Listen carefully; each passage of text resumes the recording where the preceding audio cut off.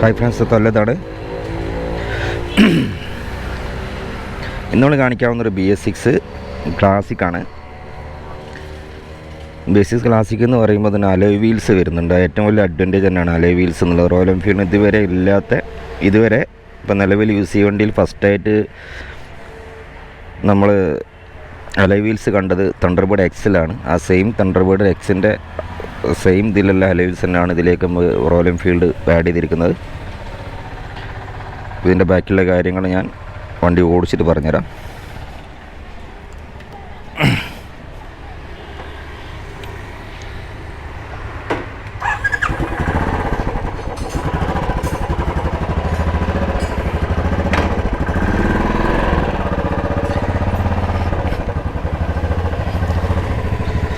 Royal Enfield കാറ്റഗറിയിലെ best സെല്ലറാണല്ലോ Royal Enfield Classic എന്ന് പറഞ്ഞ വണ്ടി.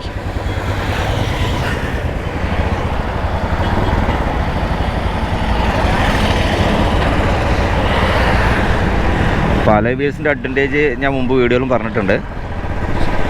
അതായത് അലോയ് വീൽ ഉണ്ടായി കഴിഞ്ഞാൽ വണ്ടി സ്റ്റഡി ആയിട്ട് വണ്ടി സ്പോക്ക് വീൽ ഉണ്ടാവുന്ന ചെറിയ ആ ഒരു വീൽ മോബ്ലിംഗ് ഒന്നും ഇതിൽ നമ്മൾ ബാധിക്കില്ല എന്നുള്ളതാണ്. ടയറൊക്കെ കറക്റ്റ് സീറ്റിംഗ് ആണ്, നല്ല സ്റ്റഡി ആയിട്ട് വണ്ടി ഓടിക്കാൻ പറ്റും. മാത്രമല്ല ട്യൂബ്ലെസ് ടയറാണ് വരുന്നത്. ട്യൂബ്ലെസ് ടയർ ആയതുകൊണ്ട് തന്നെ നമുക്ക് അത്യാവശ്യം പഞ്ചറിൻ്റെ കാര്യങ്ങളൊന്നും പേടിക്കാതെ, ബാക്ക് വീലിന് ഏറ്റവും ഉണ്ടാകുന്ന വിഷയം ഡിസ്ക് ബ്രേക്കാണ് പുറകിൽ വരുന്നത്. അതുകൊണ്ട് തന്നെ അയക്കുന്ന സമയത്ത് എവിടെയെങ്കിലുമൊക്കെ വഴി കുടുങ്ങി കഴിഞ്ഞാൽ അയക്കുന്ന സമയത്ത് ചില ആളുകൾക്ക് അറിയാത്തവർക്കൊരു ബുദ്ധിമുട്ടായിരിക്കും. ABSൻ്റെ കേബിൾ ABSൻ്റെ കേബിൾ പൊട്ടിപ്പോകുന്നതും അതേമാതിരി ഡിസ്ക് ബ്രേക്കിൻ്റെ ഫ്ലൂയിഡ് പൈപ്പ് പൊട്ടിപ്പോകുന്നതൊക്കെ ഒരു പ്രശ്നങ്ങൾ ഉണ്ടായിക്കൊണ്ട് അയക്കുന്ന സമയത്ത് അറിയാത്തവർ അയക്കും പെട്ടോ. അപ്പോൾ ആ ഒരു പ്രശ്നം ലോങ് റൈഡ് പോകുന്ന ആളുകൾക്ക് നല്ല അലോയ് വീൽസ് എന്ന് പറഞ്ഞാൽ ട്യൂബ്ലെസ് ടയർ ആയി കഴിഞ്ഞാൽ പഞ്ചറടക്കം നമുക്ക് സ്വന്തം തന്നെ പഞ്ചർ കിറ്റൊക്കെ ഉണ്ട്, പഞ്ചർ അടച്ച് കൊണ്ടുപോകാവുന്നതാണ്. പിന്നെ BS6 standard ES KS standard എന്നൊക്കെ വരുന്ന വണ്ടികളിൽ നമുക്ക് ECM സെപ്പറേറ്റ് ആണ് ഫസ്റ്റ് ബാച്ചിലൊക്കെ വന്നിട്ടുള്ളത്. ECM ത്രോട്ടിൽ ബോഡി സെപ്പറേറ്റ് ആണ് വരുന്നത്. അപ്പോൾ അതുകൊണ്ട് തന്നെ ഇതിൽ ECMഉം ത്രോട്ടിൽ ബോഡി ഒന്നിച്ചാണ് വരുന്നതുള്ളതുകൊണ്ട് തന്നെ വർക്ക് കംപ്ലയിൻറ്റ് വന്നു കഴിഞ്ഞാൽ രണ്ടും ഒന്നിച്ച് മാറ്റേണ്ടി വരും. അത് ഒരു ചിലവ് വരുന്നതാണ്. പക്ഷെ എന്നാലും കമ്പാരിറ്റീവ്ലി ECM കംപ്ലയിൻ്റ് ആകുന്ന വിഷയങ്ങൾ ഇത് വളരെ കുറവാണ്. അപ്പോൾ നമ്മളുടെ അടുത്ത് കിട്ടിയിട്ടുള്ള കംപ്ലയിൻസ് വളരെ കുറവാണ്. കാരണം ഈ ഒരു വണ്ടിക്ക് അങ്ങനെ ഒരു കംപ്ലയിൻസ് വന്നിട്ട് എൻ്റെ അടുത്ത് ഇതുവരെ വന്നിട്ടില്ല. ബാക്കിയുള്ള കാര്യം എന്താണെന്ന് അറിയില്ല. പിന്നെ ലോങ് റൈഡിനൊക്കെ പറ്റുമെന്ന് ചോദിച്ചാൽ പില്ലൻ സീറ്റ് അത്ര കംഫർട്ടായിട്ട് എനിക്ക് പറയാൻ പറ്റില്ല. പില്ലൻ സീറ്റ് കുറച്ചൊരു കംഫർട്ട് കുറവ് തന്നെയാണ് ഇതിൻ്റെ സ്റ്റാൻഡേർഡ് കമ്പയർ ചെയ്യുമ്പോൾ. പിന്നെ റൈഡിങ് സീറ്റ് ഓക്കെയാണ്, കുഴപ്പമില്ല. സ്പ്രിംഗ് ഒക്കെ ഉള്ളതുകൊണ്ട് തന്നെ അത്യാവശ്യം കുഴപ്പമില്ലാതെ യാത്ര ചെയ്യാൻ പറ്റും. അത്യാവശ്യം ഒരു റോയൽ എൻഫീൽഡ് ക്ലാസിക് എന്ന് പറഞ്ഞാൽ ഒരു ഓൾറൗണ്ടറാണ് കേട്ടോ. അതായത് അത്യാവശ്യം ലോങ്ങിനും സിറ്റി റൈഡിങ്ങിനൊക്കെ ഒരുപോലെ ഉപയോഗിക്കാൻ പറ്റിയൊരു വണ്ടിയാണ് റോയൽ എൻഫീൽഡ് ക്ലാസിക് വരുന്നത്.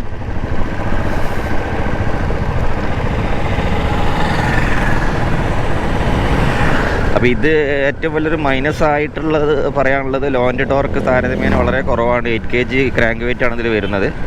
അതുകൊണ്ട് തന്നെ ലോൻ്റെ ടോർക്ക്, അതായത് അഞ്ചാമത്തെ ഗിയറിൽ 50ൻ്റെ മുകളിൽ പോയാൽ സാധാരണ ഗതിയിൽ നമുക്ക് ഗിയർ ചേഞ്ച് ചെയ്ത് പോകാൻ പറ്റുള്ളൂ. സ്റ്റാൻഡേർഡൊക്കെ ആകുമ്പം നമ്മൾ 35 മുതൽ 40 വരെ സ്പീഡിൽ നമുക്ക് ടോപ്പ് ഗിയറിൽ പോകാൻ പറ്റും എന്നുള്ളതാണ് അതിൻ്റെ വലിയൊരു മെച്ചം കേട്ടോ.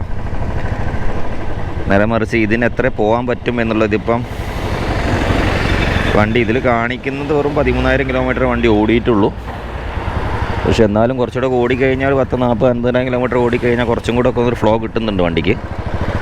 ഒരു 45, 50 വരെ നമുക്ക് ടോപ്പ് ഗിയറിൽ വണ്ടി പിടിക്കാൻ പറ്റും. അത് ടോപ്പ് ഗിയറിൽ ഓടാൻ പറ്റും വണ്ടി എഞ്ചിൻ ഇടിക്കാതെ. ഇത് എത്ര പറ്റും എന്നുള്ളത് ഓടിച്ച് നോക്കി ഞാൻ അവിടെ എത്തിയിട്ട് ഫ്ലാറ്റ് റോഡ്, ഇതിപ്പോൾ കയറ്റാണ്, ഫ്ലാറ്റ് റോഡിൽ എത്തിയതിന് ശേഷം പറയാം. അപ്പം BS6 ക്ലാസിക് എന്നുള്ളത് സാധാരണ BS4, BS3 എന്ന് കമ്പയർ ചെയ്യുമ്പോൾ നല്ല സ്മൂത്ത് റൈഡിങ് ആണ്. കമ്പയർ ചെയ്യുമ്പോൾ വൈബ്രേഷൻ താരതമ്യേന കുറവാണ്.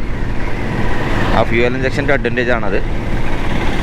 മിക്കവാറും ആളുകൾ പല വീഡിയോകളിലും ഫ്യൂവൽ ഇഞ്ചക്ഷനൊക്കെ മാറ്റിയിട്ട് കാർബൈഡിലൊക്കെ മാറ്റുന്നുണ്ട്. ഇതിൻ്റെ ഒരു ഭാരിച്ച ചിലവാണ്, മാറാൻ ചിലവാണെന്നൊക്കെ പറഞ്ഞിട്ടാണ് ഇതൊക്കെ ചെയ്യുന്നത്. അത് ചെയ്യുമ്പോൾ ഒരു കാര്യം ആലോചിക്കുക, വണ്ടിക്ക് താരതമ്യേന കംഫേർട്ട് കുറവായിരിക്കും. മാത്രമല്ല ചെറിയ രീതിയിൽ മൈലേജ് ഡ്രോപ്പിനും സാധ്യത ഉണ്ട് കേട്ടോ. പിന്നെ ഫ്യൂൽ ഇഞ്ചക്ഷൻ എന്ന് പറഞ്ഞാൽ കംപ്ലീറ്റ് ECM കൺട്രോൾ ചെയ്ത് കറക്റ്റ് പ്രോപ്പറായിട്ട് ചെയ്യുന്നൊരു സിസ്റ്റമാണ്. അതുകൊണ്ട് തന്നെ ഓക്സിജൻ സെൻസറിൻ്റെ റീഡിംഗ് അനുസരിച്ച് അതിനെ ഫ്യൂൽ ഇഞ്ചക്ഷൻ കൂട്ടിയും കുറയ്ക്കുകയും ചെയ്തിട്ടാണ് ഇത് ഇഞ്ചെക്ട് ചെയ്യുന്നത്. പൾസ് വിടുത്ത് കൂട്ടിയും കുറയ്ക്കുകയും ചെയ്തിട്ടാണ് ഇഞ്ചക്ഷൻ്റെ ഇത് പോവുക. അതിനനുസരിച്ച് വണ്ടീൻ്റെ കറക്റ്റായിട്ട് പെർഫോമൻസും അതുമാതിരി തന്നെ വണ്ടിക്ക് സ്മൂത്ത് റൈഡിങ്ങും ഈ BS6 വണ്ടി, അതായത് ഫ്യൂൽ ഇഞ്ചക്ഷൻ വണ്ടി പ്രൊവൈഡ് ചെയ്യും. അതുകൊണ്ട് കഴിയുന്നതും ആളുകൾ നമ്മൾ വലിയൊരു ചിലവാണെന്ന് വർഷോപ്പുകാരെ പിന്നെ ഇത് കേട്ടിട്ട് അങ്ങനെ ആക്കിക്കളയാം ഇങ്ങനെ ആക്കിക്കളയാന്ന് പറഞ്ഞാൽ കഴിയുന്നത് നിങ്ങൾ അതിലേക്ക് പോകാതിരിക്കുക. മാത്രമല്ല, ഇപ്പോൾ ഫ്യൂൽ ഇഞ്ചക്ഷൻ വണ്ടി കാർബറേറ്ററൊക്കെ മാറ്റിക്കഴിഞ്ഞാൽ പൊല്യൂഷൻ കിട്ടുകയും ചെയ്യില്ല കേട്ടോ. അത് ആദ്യം നിങ്ങൾ മനസ്സിലാക്കുക. പിന്നെ ഇത് എല്ലാ വണ്ടികളും പറയുന്ന മാതിരി നമ്മൾ കാർബറേറ്റർ വണ്ടീൻ്റെ മാതിരി ഒരുവിധ വണ്ടി നമ്മളെടുത്ത് കംപ്ലയിൻസ് വന്നിട്ടുള്ള പമ്പ് കംപ്ലയിൻസ് കംപ്ലീറ്റ് വന്നിട്ടുള്ളത് നമ്മുടെ ലോ ഫ്യൂൽ ഓടിയ വണ്ടികൾക്കാണ്. ഫ്യൂൽ പമ്പ് ഹീറ്റാവും, പമ്പ് മോട്ടർ ഹീറ്റാവും, ഹീറ്റായി മോട്ടർ വീക്കാവും. അതാണ് സംഭവിക്കുന്നത്. എപ്പോഴും 2 ലിറ്റർ പെട്രോൾ, 2-3 ലിറ്റർ പെട്രോൾ അടിച്ച് അതങ്ങ് മറന്നേക്കുക. അതിൻ്റെ മുകളിൽ പെട്രോൾ മാത്രം യൂസ് ചെയ്യുക. അതാണ് ശ്രദ്ധിക്കേണ്ടത്. അപ്പോൾ ഇതിലും കണ്ടാൽ മനസ്സിലാവും, നമ്മൾ ഫ്യൂൽ ലൈറ്റ് വാർണിംഗ് ലൈറ്റ് തെളിഞ്ഞിരിക്കുകയാണ്. ഭൂരിപക്ഷം വണ്ടികളും ഇങ്ങനെ തന്നെയാണ് വരുന്നത്. അപ്പോൾ നമ്മളൊരു വണ്ടി, ഒരു ടെക്നോളജി മുന്നോട്ട് പോകുമ്പോൾ അതിനനുസരിച്ച് നമ്മൾ ഉപയോഗത്തിൻ്റെ ആ ഒരു എങ്ങനെയാണ് യൂസ് ചെയ്യേണ്ടത് കൂടി പഠിച്ചിട്ട് ഉപയോഗിക്കുക. എന്നാൽ ഒരു വിഷയം ഒരു വണ്ടികൾക്കും വരില്ല കേട്ടോ. അപ്പോൾ ഞാനിപ്പോൾ നിറഞ്ഞ റോഡിലെത്തിയിട്ടുണ്ട്. നമുക്കിതിൻ്റെ ടോർക്ക് എത്രത്തോളം കിട്ടും, ടോർക്കിൽ ഓടും നോക്കാം. ജെ സീരീസിൽ റിബൺ ക്ലാസിക്കിലൊക്കെ നമ്മൾ 40 സ്പീഡിൽ, ജെ സീരീസിൽ 40 സ്പീഡിലൊക്കെ വണ്ടി ടോപ്പ് സ്പീഡിൽ ഓടും. ഇത് നമുക്ക് എത്ര പോകുന്നുള്ളത് നോക്കാം കേട്ടോ. 40ൻ്റെ താഴെ വരെ ഓടും. ഇതിപ്പോൾ 40-ലാണ് ഉള്ളത്. വണ്ടി ഇടിച്ച് കളിക്കുകയാണ്. അപ്പോൾ എത്ര സ്പീഡിലെത്തുമെന്ന് സ്റ്റഡി ആണെന്ന് പറഞ്ഞുതരാം.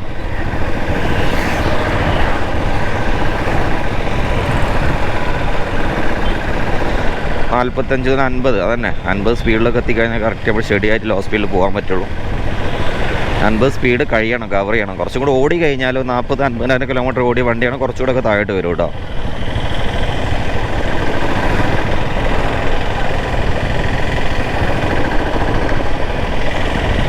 എൻ്റെ സ്റ്റാൻഡേർഡിനേക്കാളും കുറച്ചും കൂടെ ഒക്കെ ഒന്ന് ഹൈ സ്പീഡ് കപ്പാസിറ്റി കൂടിയ വണ്ടിയാണ്. ക്വിക്ക് ഓവർടേക്കിങ്ങിനൊക്കെ കുറച്ചും കൂടെ ഒക്കെ ഒന്ന് മികവുള്ള വണ്ടി ക്ലാസിക് തന്നെയാണ് കേട്ടോ. പെട്ടെന്ന് ത്രോട്ടിൽ കൊടുത്ത് കയറി പോകാനൊക്കെ നല്ല ക്ലാസിക് തന്നെയാണ്.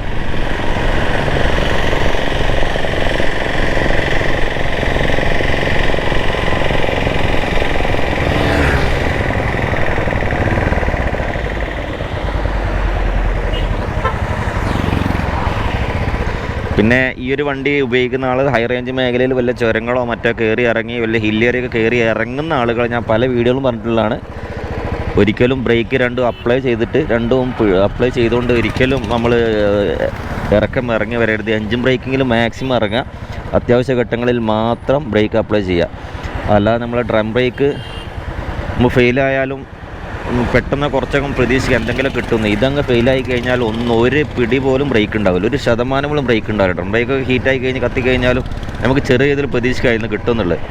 പക്ഷേ ഇതങ്ങ് ചെയ്യുന്നത് കംപ്ലീറ്റ് അങ്ങ് ഒഴിവായി പോവുകയാണ് ചെയ്യുന്നത്. 1% പോലും ബ്രേക്ക് പിന്നെ പ്രതീക്ഷിക്കേണ്ട പോയി കഴിഞ്ഞാൽ. അതുകൊണ്ട് നമ്മൾ ഇറങ്ങി വരുന്ന സമയത്ത് മാക്സിമം ഫസ്റ്റ് ഗിയറിൽ, വലിയ ഇറക്കമാണ് ഫസ്റ്റ് ഗിയറിൽ തന്നെ ഇറങ്ങുക. എന്നാൽ അത്യാവശ്യ ഘട്ടങ്ങളിൽ മാത്രം ബ്രേക്ക് അപ്ലൈ ചെയ്യുക. ബ്രേക്ക് അപ്ലൈ ചെയ്യുന്നത് എപ്പോഴും ബോത്ത് ബ്രേക്ക് സെയിം ടൈമിൽ അപ്ലൈ ചെയ്യാൻ ശ്രമിക്കുക. കാരണം അത് റോട്ടർ ഹീറ്റായിട്ട് ബ്രേക്ക് ഫ്ലൂയിഡ് ബോയിലായി അതിൻ്റെ മുകളിലുള്ള പിസ്റ്റൺ വാൽവ്, അതായത് MC കിറ്റിൻ്റെ റബ്ബർ ഫ്രീ ആയി പോകണതാണ് അതിൻ്റെ ബ്രേക്ക് ഒഴിവായി പോണത്. തണുത്ത് കഴിഞ്ഞാൽ നോർമൽ കണ്ടീഷനിലേക്ക് വരികയും ചെയ്യും. അതുകൊണ്ട് ആ ഒരു കാര്യം പ്രത്യേകം ശ്രദ്ധിക്കുക. അപ്പോൾ ഇത്രയും മാത്രം എടുക്കാവുന്ന ആളുകൾക്ക് നല്ല രീതിയിൽ നല്ല കുഴപ്പമില്ലാത്തൊരു വണ്ടിയാണ് BS6 ക്ലാസിക് വരുന്നത്. ഈ ടോർക്കിൻ്റെ വിഷയം മാത്രമേ ഉള്ളൂ. അപ്പോൾ കമ്പാരിറ്റീവ്ലി നല്ലൊരു ഓൾറൗണ്ടർ വണ്ടി എന്ന് തന്നെ പറയാം. അപ്പോൾ കംപ്ലയിൻസും UC സ്റ്റാൻഡേർഡിനെ അപേക്ഷിച്ച് ECM കംപ്ലയിൻസൊക്കെ താരതമ്യേന കുറഞ്ഞൊരു വണ്ടിയാണിത്. അപ്പോൾ അടുത്ത വീഡിയോ മൂടാൻ കാണാം. Thanks for watching.